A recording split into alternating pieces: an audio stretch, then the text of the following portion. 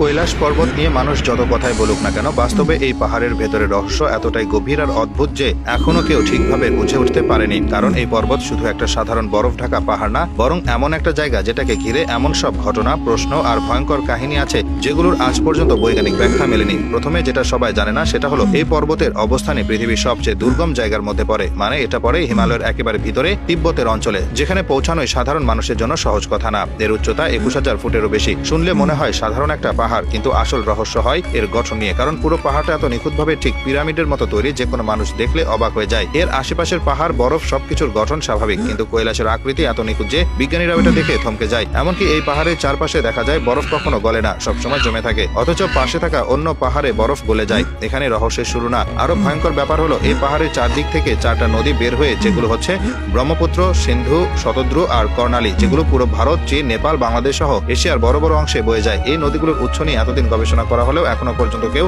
পরিষ্কারভাবে বলতে পারেনি এগুলোর পানি ঠিক কোন জায়গা থেকে বের হয় বা কিভাবে সব নদীর উৎপত্তি একই জায়গা থেকে হলো। এরপর আসে সবচেয়ে ভয়ঙ্কর আর আলোচিত রহস্য, সেটা হলো কৈলাসের শিখরে আজ পর্যন্ত কেউ উঠতে পারেনি। বহু অভিযাত্রী পর্বতারোহীর চেষ্টা করেছে, কিন্তু শেষ পর্যন্ত সফল হতে পারেনি।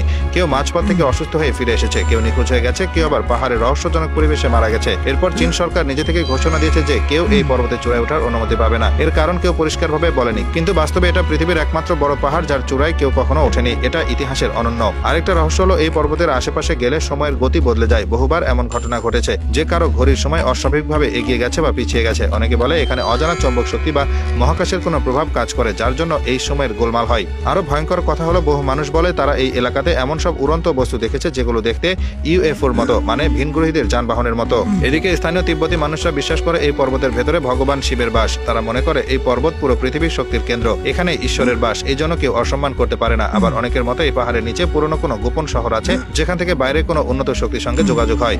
এই পাহাড়ের গায়ে এমন কিছু অদ্ভুত চিহ্নও দেখা যায় যেগুলো সাধারণভাবে হওয়া সম্ভব না।